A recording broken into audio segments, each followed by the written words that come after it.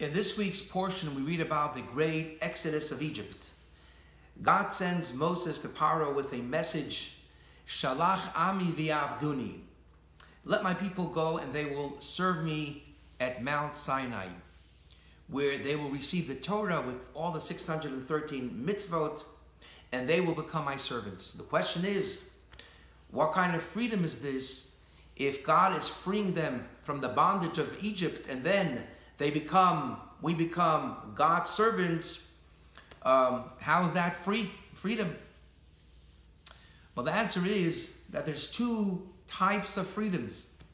One is physical freedom, and the second is the spiritual, mental, and emotional freedom.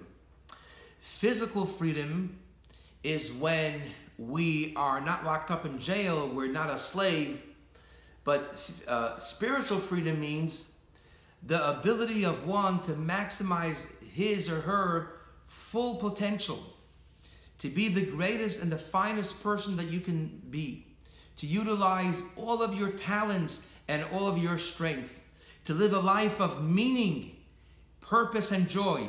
That constitutes spiritual freedom. But how do we accomplish spiritual freedom? That is through the Torah and mitzvot that God gave the Jewish people. At first, it may seem inhibiting, so many rules, so many regulations, but they are the divine tools that allow us to live a life of true content, purpose, and meaning. True freedom.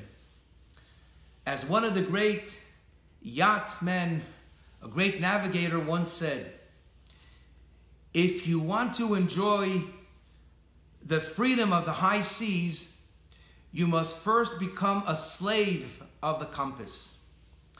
And the Torah is the divine compass of life that leads us to a life of true freedom and true purpose. Have a wonderful Shabbos.